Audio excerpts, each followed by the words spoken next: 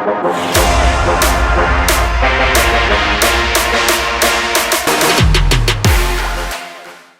and welcome to Good Returns, your go-to channel for all things business. My name is Bhavna and आज हमारे साथ जुड़ रहे हैं मिस्टर शरद कोहली जो कि टैक्स एक्सपर्ट एंड इकोनॉमिस्ट हैं। 31 मार्च आने वाली है, फाइनेंशियल ईयर की क्लोजिंग होने वाली है, तो ऐसे में it's a perfect time to discuss tax planning, ITR and other important things जो एक इंडिविजुअल को और एक बिजनेस को ध्यान में रखनी चाहिए। तो शरद कोहली जी से आज इस एपिसोड में हम समझेंगे आप आईटीआर फाइल करते समय कौन सी ऐसी चीजें हैं जिनका आपको ध्यान में रखना है, कौन सी कॉमन मिस्टेक्स हैं जो आपको अवॉइड करनी है, कौन सा आईटीआर आपके लिए परफेक्ट है जो आपको भरना है, और भी आईटीआर और टैक्स से जुड़ी बहुत सारी चीजें हम इस एपिसोड में डिस्कस करने वाले हैं शरद जी से। शरद जी, वेलकम टू गुड रिटर्न्स और आपका बहुत बहुत शुक्रिया। शरद जी, सबसे पहले एक बहुत ही कॉमन सा क्वेश्चन जो हमारी लास्ट टैक्स के वीडियोस में भी हमारे व्यूवर्स ने हमसे पूछा है। 2025 के यूनियन बजट में अनाउंस किया गया था कि 12 लाख तक की जो इनकम है उसको टैक्स फ्री कर दिया गया है और ये हुआ था न्यू टैक्स रिजीम में। तो ये जो अनाउंसमेंट हुई है, ये जो नया प्रावधान आया है, क्या ये इस साल ही इसका फायदा मिल सकता है? आई मीन इस फाइनेंशियल ईयर में इसका फायदा मिल सकता है? नमस्कार। पहले तो भावना आपको और डेली हंट के सभी फॉलोअर्स और व्यूअर्स को मेरा अभिनंदन। जी हाँ, बिल्कुल, आप 1 अप्रैल 2025 से ये नए नियम लागू होंगे जो बजट में आए थे, और ये नए नियम का फायदा आप बिल्कुल 1 अप्रैल से उठा सकते हैं।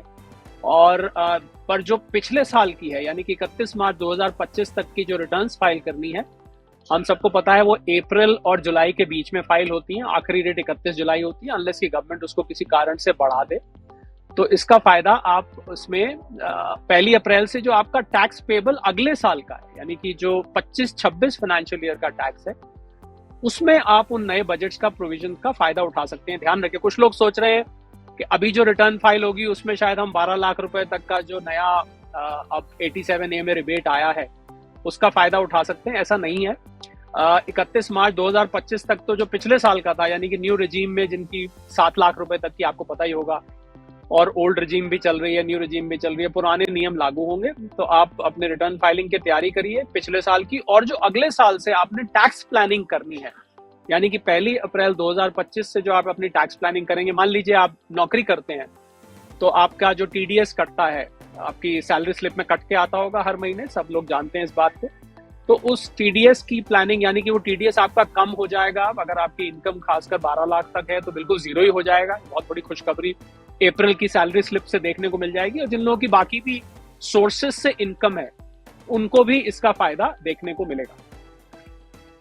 बिल्कुल सर, अगर कोई न्यू टैक्स रिजीम में शिफ्ट करना चाहता है ओल्ड टैक्स रिजीम से, तो क्या एक टाइम रहता है जब हम शिफ्ट कर सकते हैं? क्या अभी इस फाइनेंशियल ईयर में शिफ्टिंग की जा सकती है 31 मार्च से पहले? जी हाँ, जिन लोगों को नई रिजीम अच्छी लग रही है या पुरानी अच्छी लग रही है और आप नहीं ले चुके हैं, तो मैं आपको बता दूं इसके नियम क्या है। अगर आप सैलरी से इनकम करते हैं तो आप रिटर्न फाइल करते टाइम अपने रिजीम को शिफ्ट कर सकते हैं, और अगर आप बिजनेस से भी इनकम कर रहे हैं तब भी आप एक बार शिफ्ट कर सकते हैं। पर बिजनेस में ये बार बार करना अलाउड नहीं है। मतलब एक बार आप शिफ्ट कर जाते हैं तो उसके बाद you can not again go back to the other regime. एक बार शिफ्टिंग अलाउड है। पर सैलरी वाले को ये फायदा है कि वो जब भी रिटर्न फाइल करेगा या करेगी तो जिस टाइम वो रिटर्न फाइल कर रहे हैं उस टाइम वो चेंज कर सकते हैं। और एक और बात बता दूं आपको कि भले ही आपकी कंपनी ने किसी और रिजीम के हिसाब से टैक्स काटा हो, पर आप उसको रिटर्न फाइल करते टाइम उसके रिजीम को आप चेंज कर सकते हैं। तो ये भी आपको फायदा है कि आप new regime, old regime return file करते टाइम आपको, जब आप रिटर्न फाइल करेंगे आपको ऑप्शन दिखती है वहां पर कि आप न्यू रिजीम में जाना चाहते हैं, ओल्ड रिजीम में। यही नहीं, आप दोनों रिजीम्स को कंपेयर करके भी देख सकते हैं। यानी कि आप ओल्ड रिजीम में अपना डेटा डालिए, न्यू में डालिए, और वहां इनकम टैक्स में बाकायदा पोर्टल पे कैलकुलेटर दिया हुआ है। उस कैलकुलेटर के माध्यम से आपको ये पता लग जाएगा कि आपके लिए ज्यादा फायदेमंद कौन सी है, न्यू रिजीम फायदेमंद है कि ओल्ड रिजीम। तो मैं सबको यही सलाह दूंगा कि जिन लोगों को डाउट है कि शायद हमारे यहाँ ओल्ड रिजीम ज्यादा काम की हो, न्यू रिजीम ज्यादा काम की हो, तो आप लोग उस हिसाब से अपना रिजीम चूज कर सकते हैं। बिल्कुल, आप रिटर्न फाइल करते टाइम इसको चेंज कर सकते हैं। फाइनेंशियल ईयर का एंड ऑलमोस्ट आ गया है, तो ऐसे में 3 टैक्स सेविंग स्ट्रैटेजीज जो आप हमारे व्यूवर्स को बताना चाहें जो इस वक्त कंसिडर की जा सकती हैं। देखिए, टैक्स सेविंग्स भावना 2 चीजों पर डिपेंड करता है। एक तो ये कि आपकी सोर्स ऑफ इनकम क्या है, मतलब आप जानते होंगे कि 5 सोर्सेस होते हैं, सैलरी होता है, बिजनेस होता है, कैपिटल गेन होता है, हाउस प्रॉपर्टी होता है और इनकम फ्रॉम अदर सोर्सेज होता है, जिसको हम रेसिडुअल सोर्सेज कहते हैं। तो आपकी किस सोर्स से इनकम, एक तो इस पर निर्भर करता है, दूसरा इस पर निर्भर करता है कि आप ओल्ड रजीम में है या न्यू रजीम में, क्योंकि ओल्ड रजीम में तो टैक्स सेविंग के ऑप्शंस हैं और लोग अब तक तो सबको पता चल चुका होगा कि न्यू रजीम में जो टैक्स सेविंग के ऑप्शंस थे उनको लगभग खत्म कर दिया गया। कुछ एक बचे हैं जैसे एनपीएस है और छोटी मोटी कोई चीज रह गई है, पर न्यू रजीम लाने का पर्पज ही यही था कि ये जो आप इन्वेस्टमेंट करके टैक्स बचाते थे, रेंट पे करके टैक्स बचाते थे, कहीं डोनेशन करके टैक्स बचाते थे, उन सबको खत्म कर दिया गया। बहुत ही सिंपल सिस्टम कर दिया गया है जहां पर आप खाली अपना सीधा सीधा स्लैब देखिए, टैक्स कैलकुलेट करिए और जमा करा दीजिए। तो अगर tax saving top schemes old regime में आप मेरे से पूछें तो एटीसी आज भी है 1.5 लाख तक, मेडिक्लेम यानी कि मेडिकल पॉलिसी आप लेते हैं, इंश्योरेंस, उसमें भी आप फायदा उठा सकते हैं 25,000, सीनियर सिटीजन हो तो 50,000 तक, वो भी आज भी है। तो कहीं डोनेशन देते हैं आप, डोनेशन का लाभ उठा सकते हैं। उसके अलावा जो भी सेक्शन 80 जिसको हम चैप्टर 6A की डिडक्शंस कहते हैं वो सारी हैं। और अगर आप सैलरीड हैं तो आपको पता होगा, अगर आप हाउस रेंट अलाउंस लेते हैं, एचआरए आपकी कंपनी देती है और आप रेंट पे करते हैं तो आप एचआरए को भी माफ करा सकते हैं। रेंट पेमेंट के अगेंस्ट आप रेंट की रिसीट दिखा दीजिए, एग्रीमेंट दिखा दीजिए, आपका वो माफ हो जाएगा। तो जो टॉप की ओल्ड रिजीम में है वो तो अभी पहले वाली बनी हुई है। पर अब भावना जो निकल के नई बात आ रही है, जो मैं समझता हूँ डेली हंट के सभी व्यूअर्स और फॉलोअर्स को पता होना चाहिए, कि मेरी अपनी कैलकुलेशन कहती है कि अब जब 1 अप्रैल 2025 से जो नया फाइनेंशियल ईयर शुरू होगा, मुझे लगता है कि करीब 90-95% लोग अब न्यू रजीम में चले जाएंगे। तो इसलिए टैक्स प्लानिंग का तरीका जो अब तक था 31 मार्च तक, अभी भी 2/3 लोग तो करीब न्यू रजीम में अभी भी हैं, पर ये 31 मार्च 2025 के बाद अगले साल से लगभग 90-95% न्यू रजीम में चले जाएंगे। तो कहने का मतलब ये हुआ कि बहुत ही कम लोग रह जाएंगे जो कि अब ओल्ड रजीम में रहेंगे। तो इसलिए टैक्स सेविंग्स के ऑप्शंस आपके पास अब धीरे धीरे कम होते जाएंगे। सरकार ने जो सबसे अच्छा टैक्स सेविंग का ऑप्शन इस टाइम है वो सेक्शन 87A रिबेट है, जिसकी वजह से ये 12 लाख है, वरना बेसिक एग्जेम्पशन लिमिट तो अभी 4 लाख है। नए साल की बात कर रहा हूँ, पुराने साल में 3 लाख है। तो 87A का रिबेट जिसको बढ़ा दिया गया, जिसकी वजह से 12 लाख हो गया, वो टॉप टैक्स सेविंग का तरीका वही है, वो सभी इनकम कैटेगरीज के लिए वो अप्लाई करता है। बाकी अगर आपकी हाउस प्रॉपर्टी इनकम है तो आपको 30% का एक स्टैंडर्ड डिडक्शन मिलता है, वो ले सकते हैं। आप सैलरी वाले हैं, आपको पता हो सैलरी वालों के लिए 75,000 का जो स्टैंडर्ड डिडक्शन है वो अभी भी है, वो न्यू रजीम में भी है, ओल्ड रजीम में, ये भी एक टॉप टैक्स सेविंग ऑप्शन में आता है। अगर आपकी इनकम फ्रॉम अदर सोर्सेज है तो ओल्ड रजीम में कुछ हद तक बैंक इंटरेस्ट आपका माफ है। अगर आपकी कैपिटल गेन से इनकम है तो डिपेंड करता है आपकी शेयर्स से है या किसी प्रॉपर्टी से है, उसमें टैक्स सेविंग ऑप्शंस अलग अलग हैं। सेक्शन 112A है जिसमें 1.25 लाख तक आप इक्विटी शेयर्स की एग्जेम्पशन ले सकते हैं। अगर आपने मकान बेचा है तो कोई दूसरा मकान ले सकते हैं, सेक्शन 54 में आप बेनिफिट ले सकते हैं दूसरा मकान लेके। 54 इसी तो हर इनकम कैटेगरी के लिए टैक्स सेविंग ऑप्शंस अलग अलग होती हैं और न्यू रजीम ओल्ड रजीम में भी अलग अलग होती है। सर, ओल्ड रजीम में एटीसी है, वो बहुत ज्यादा पॉपुलर है। एटीसी के बारे में आप थोड़ा सा बताइए, इसमें कौन कौन से तरीके जिनके जरिए टैक्स बचाया जा सकता है? एटीसी तो बहुत पुराना प्रोविजन है और लोग तो कहते थे CATC के, एटीसी को देखिए, इसको बढ़ाइए, 1.5 लाख तक की इसमें एग्जेम्पशन मिलती है। आप पीपीएफ में, नेशनल सेविंग सर्टिफिकेट में कोई इंश्योरेंस पॉलिसी ले सकते हैं, बच्चों की ट्यूशन फीस आप पे करते हैं, कंपनी का प्रोविडेंट फंड आपका करता है। कुल मिला के 1.5 लाख रुपए ही है। ये सब चीजों को कंबाइन करके आप 1.5 लाख से ज्यादा का बेनिफिट नहीं ले सकते। अपनी इनकम में से आप 1.5 लाख घटाते हैं। जो लोग सैलरी पे काम करते हैं, जिनकी सैलरी अच्छी है, उनका तो प्रोविडेंट फंड में ही ये 1.5 लाख पूरा हो जाता है। और अगर बचता है तो जो मैंने चीजें बताई, पीपीएफ है, एनएससी है, बच्चों की ट्यूशन फी वगैरह है, हाउसिंग लोन प्रिंसिपल रीपेमेंट है, ये सब चीजें एटीसी में आती हैं और 1.5 लाख रुपए तक का आप इससे फायदा उठा सकते हैं। बिल्कुल सर, फाइनेंशियल ईयर खत्म होने वाला है, तो ऐसे में कौन कौन सी चीजों की डेडलाइन रहती है जो हमें 31 मार्च से पहले ध्यान रखनी चाहिए? मुझे लगता है 31 मार्च से पहले आपको, अगर आप इन्वेस्टमेंट करके, जैसे आपने ओल्ड रजीम का जिक्र किया, तो अगर इन्वेस्टमेंट करके आप टैक्स बचाते हैं तो मेरी सलाह यह है कि आप अपनी सारी इन्वेस्टमेंट्स एक बार असेस कर लीजिए और उनको पूरा कर लीजिए। क्योंकि कुछ एक्शंस ऐसे होते हैं जो आप खाली 31 मार्च तक ले सकते हैं। एक बार 31 मार्च निकल गई तो नया फाइनेंशियल ईयर शुरू हो जाता है, फिर वो एक्शंस आप नहीं ले पाएंगे। तो इसलिए मेरी सलाह ये है, जो लोग ओल्ड रजीम में है खासकर, उनको मैं ये एडवाइस करूंगा कि वो लोग अपने इन्वेस्टमेंट की ऑप्शंस पहले से निकाल लें, और अगर वो अनफुलफिल्ड है यानी कि अनयूज है तो उनको आप यूज कर लें, और यूज करके पूरी की पूरी आप देखें कि कोई बचा तो नहीं है, वरना आपका टैक्स खामखा चला जाएगा। अगर आप न्यू रजीम में हैं तो 31 मार्च से पहले मैं ये कहूंगा कि अगर आप एनपीएस नहीं किया है आपने, नेशनल पेंशन स्कीम जो है उसमें अगर आपने नहीं किया है, तो आप एनपीएस में जरूर निवेश करें, क्योंकि वो आपको न्यू रजीम में भी मिलता है। उसके अलावा अपने सारे कागज इकट्ठे कर लें, जहां जहां से अपनी स्टेटमेंट लेनी है। अगर आप रिटर्न टाइम पे फाइल करना चाहते हैं, जुलाई तक की भीड़ भाड़ की वेट नहीं करना चाहते, तो 31 मार्च से पहले पहले आप अपने सारे कागज इकट्ठा करना शुरू कर दें। ब्रोकर से स्टेटमेंट आनी है, कंपनी से फॉर्म 16 तो खैर 31 मार्च के बाद ही आएगा, और भी कहीं से बैंक स्टेटमेंट्स इकट्ठी करनी है, जो भी करनी है आप अपना काम शुरू कर सकते हैं। सर, अगर कोई ये जो डेडलाइन है इसको मिस कर देता है, टैक्स की जो आईटीआर डेडलाइन है, तो क्या डेडलाइन में तो अभी बहुत टाइम है। डेडलाइन तो 31 जुलाई है। तो अगर डेडलाइन कोई मिस करता है तो आपको पता होगा कि 31 दिसंबर तक आप बिलेटेड रिटर्न फाइल कर सकते हैं। उसमें कुछ पेनल्टी लगती है, थोड़ी बहुत पेनल्टी दे के, पेनल अमाउंट दे के, बहुत ज्यादा नहीं है, 5,000 10,000 होती है 234F के अंतर्गत, उसको दे के आप पूरा कर सकते हैं। पर उसमें अभी तो उसमें वक्त है। मैं चाहूंगा कि जितने भी डेली हंट के फॉलोअर्स और व्यूअर्स हैं वो तो इस डेडलाइन को मिस ना करें, क्योंकि 31 जुलाई तक का टाइम है और 1 अप्रैल से ही शुरू हो जाता है। अमूमन देखा जाता है भावना के रिटर्न्स जो है वो ज्यादातर मैं कहूंगा 15 मई और 31 जुलाई के बीच में फाइल होती हैं, क्योंकि एकदम अप्रैल शुरू होते जनरली लोग नहीं फाइल करते हैं, क्योंकि स्टेटमेंट्स आते आते, फॉर्म 16 आते आते वक्त लग जाता है, और अपने कागजात इकट्ठे करते करते वक्त लग जाता है। तो इसलिए 31 जुलाई टाइम है। अगर मिस हो जाता है तो आप बिलेटेड रिटर्न 31 दिसंबर तक फाइल कर सकते हैं। सर, मेरा अगला सवाल है कि जो फ्रीलांसर्स और सेल्फ एम्प्लॉयड होते हैं वो अपने टैक्स सेविंग को ईयर एंड के आसपास किस तरीके से मैक्सिमाइज कर सकते हैं? देखिए, जो लोग फ्रीलांसर्स हैं, जिनकी अपनी इनकम है, छोटा मोटा बिजनेस करते हैं, कोई प्रोफेशन से जुड़े हुए हैं, उनके लिए मैं सलाह दूंगा, क्योंकि आपने जो खर्च करना है, आपका खर्च आपकी इनकम में से सब्ट्रैक्ट हो जाता है, यानी कि आपका नेट प्रॉफिट निकाला जाता है। और अगर आप प्रिजम्पटिव टैक्स में हैं तो वो तो अलग बात है, पर जनरली आप अपने खर्चे माइनस करते हैं। तो इसलिए अपने खर्चों के बिल्स आप संभाल के रखिए। अगर आप छोटा मोटा काम, नॉर्मली मैंने देखा है लोग रेस्टोरेंट में गए, बिजनेस मीटिंग करी, कुछ भी किया, उसके बाद बिल उठा के फेंक देते हैं, बिल को संभाल के नहीं रखते हैं।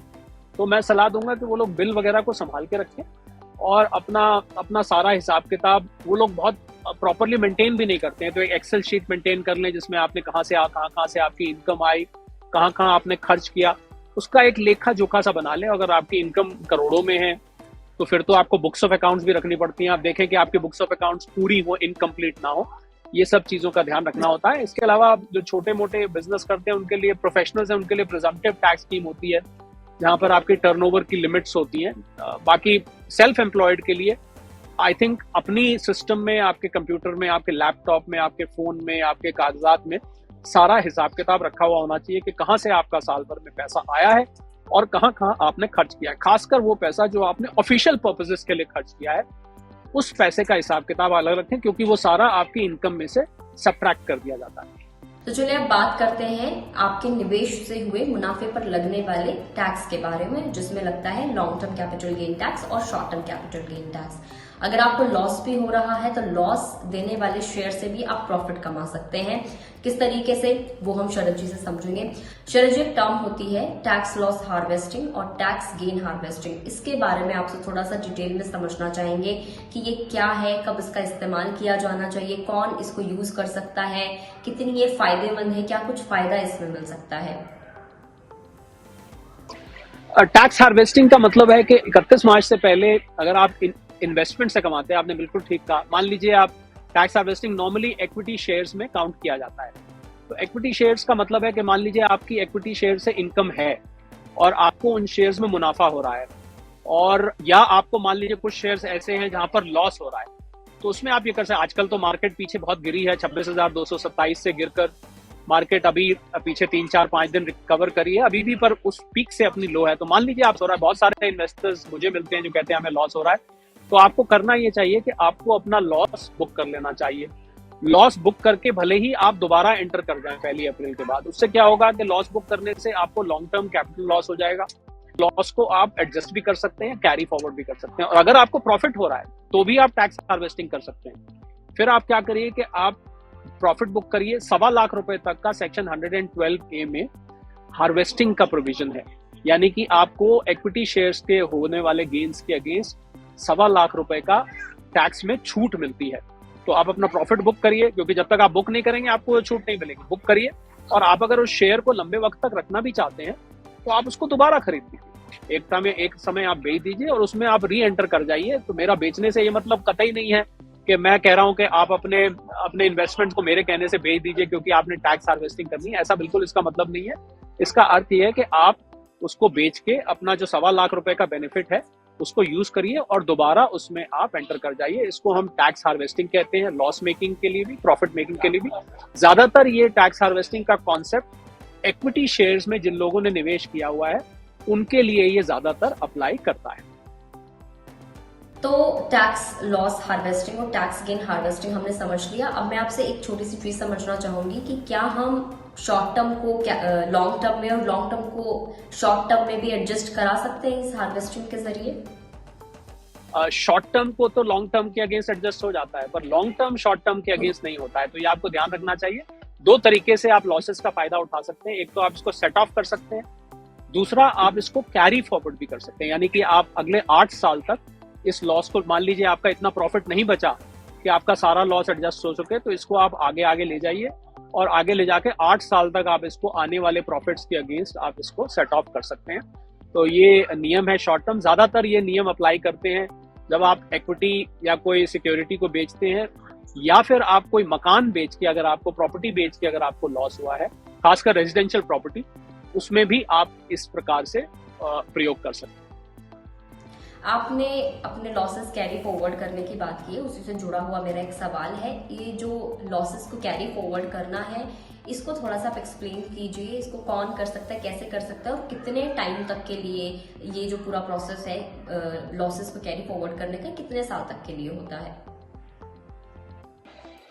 नहीं, लॉस तो जब आप अपनी रिटर्न फाइल करेंगे उस समय लॉस निकल के आएगा। जो आप कैलकुलेशंस करते हैं रिटर्न, तो उसमें अगर लॉस आ रहा है और आप देख रहे हैं, मैं समझा देता हूं, तो आप देखते हैं कि आपका जो लॉस था वो जो प्रॉफिट के अगेंस्ट सेट ऑफ किया उसके बाद भी लॉस बच गया, इसको हम कहते हैं कि रिमेनिंग लॉस। उस बचे हुए लॉस को आप आने वाले सालों में, इनकम टैक्स रिटर्न में कॉलम होता है, आने वाले सालों में आप कैरी फॉरवर्ड करते रहिए और अगले साल जब आपका प्रॉफिट होगा फिर आप उस लॉस को माइनस कर दीजिए तो आपका टैक्स बचेगा। मान लीजिए फिर भी बचता है, ऐसे करते करते आप 8 साल तक, और मान लीजिए अगले साल में आपको कोई प्रॉफिट नहीं हुआ पर आपका लॉस अभी भी बचा हुआ है, तो आप इसको 8 साल तक लगातार कैरी फॉरवर्ड कर सकते हैं और इसको आने वाली, यानी कि 8वें साल के प्रॉफिट में भी आप इस साल का लॉस उसको नॉक ऑफ कर सकते हैं। तो आपका इससे टैक्स बचता है। तो जिन लोगों को शेयर्स वगैरह में घाटा होता है, प्रॉपर्टी बेचने में घाटा होता है, उस घाटे की भरपाई तो हम नहीं कर सकते। हमें खेद है अगर किसी को लॉस हुआ है, पर कम से कम आप टैक्स बचाने में आप उस लॉस का इस्तेमाल जरूर कर सकते हैं। सर, जब भी लोग अपना ITR फाइल करते हैं तो बहुत सारी ऐसे कॉमन मिस्टेक्स हैं जो अक्सर लोग करते हैं, तो वो कॉमन मिस्टेक्स क्या हैं और उनको अवॉइड कैसे किया जा सकता है? क्या कुछ टिप्स आप देना चाहेंगे? देखिए, रिटर्न फाइल करते टाइम गलतियां जो होती है, मैं कुछ एक गलतियां बता देता हूं जो ज्यादातर लोग करते हैं। एक तो वो इनकम टैक्स रिटर्न का फॉर्म गलत उठा लेते हैं। मान लीजिए आपकी सैलरी से इनकम है और एक हाउस प्रॉपर्टी से इनकम है, 50 लाख से कम इनकम है, तो आप ITR 1 का इस्तेमाल कर सकते हैं। आपकी कैपिटल गेन से इनकम है तो ITR 2 का, बिजनेस से इनकम है तो ITR 3 की, प्रिजम्पटिव टैक्स है ITR 4 की, वगैरह वगैरह। तो लोग क्या करते हैं, गलत फॉर्म उठा लेते हैं। एक तो ये गलती होती है, उसकी वजह से आपकी रिटर्न रिजेक्ट हो सकती है। दूसरा क्या करते हैं, आप सारी इनकम नहीं दिखाते हैं, मतलब कोई इनकम आप छूट जाती है आपके हाथ से। अभी आपने कहा ना 31 मार्च से पहले क्या तैयारी करनी है, तो अपने सारी इनकम का लेखा जोखा एक जगह इकट्ठा कर लीजिए। तो ये भी एक गलती करते हैं लोग कि इनकम ही दिखानी भूल जाते हैं। दूसरा, डिडक्शंस गलत कैलकुलेट कर लेते हैं। मान लीजिए ATC है, आपने कोई चीज नहीं इंक्लूड करनी है उस कैटेगरी में, आपने इंक्लूड करके दिखा दी ATC में, वो गलती हो जाती है। और एक बहुत बड़ी गलती भावना जो आजकल लोगों से हो रही है, पिछले कुछ सालों से मैं देख रहा हूँ, जिसका बहुत जरूरी है जिक्र करना, वो है 26AS। 26AS होता है जहां आपका सारा TDS ऑनलाइन रिफ्लेक्ट होता है, यानी कि जो भी आपके इनकम पर किसी भी चीज पर टैक्स काट के जमा करता है वो 26AS। मैंने उसको एक नया नाम दिया हुआ है, वैसे 26AS एक फॉर्म का नंबर है, मैंने उसको एक नाम दिया हुआ है बड़ा इंटरेस्टिंग, 26 आमना सामना।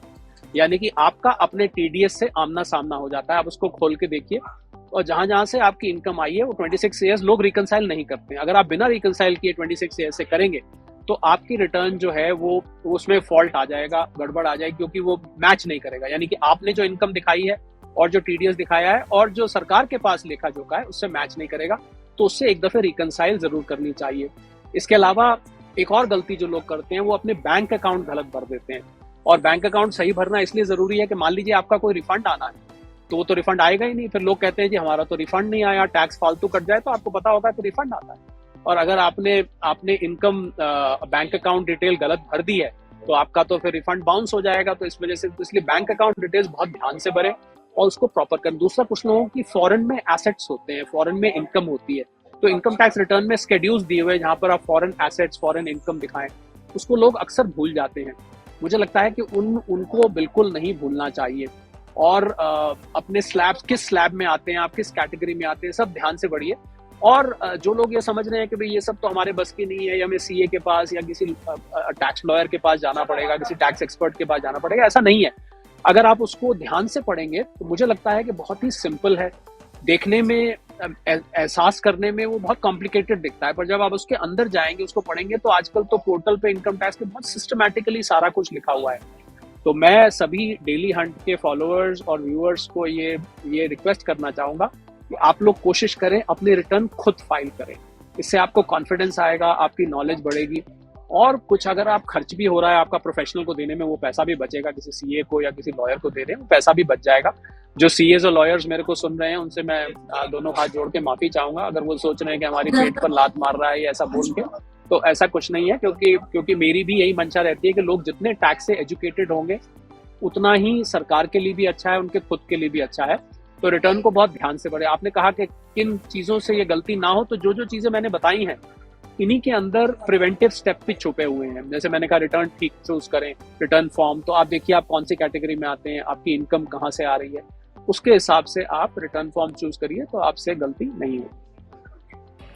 बहुत सारे ऐसे लोग हैं जो टैक्स के दायरे में नहीं आते लेकिन वो आईटीआर फाइल करते हैं। वहीं बहुत सारे लोग ऐसे भी हैं जो टैक्स के दायरे में नहीं आते और वो आईटीआर भी फाइल नहीं करते। तो ऐसे में मैं आपसे ये समझना चाहूंगी कि आप हमारे व्यूवर्स को ये चीज बताएं कि आईटीआर फाइल करने के, आप टैक्स के दायरे में आए या ना आए, लेकिन आईटीआर फाइल करने के क्या कुछ बेनिफिट्स होते हैं, क्या कुछ फायदे होते हैं? देखिए, 8 करोड़ 40 लाख के करीब रिटर्न्स पिछले साल फाइल हुई, 8.5 करोड़ के आसपास, और 2/3 रिटर्न्स ऐसी थी जिनमें टैक्स नहीं बनता था, यानी कि जीरो टैक्स रिटर्न्स थी।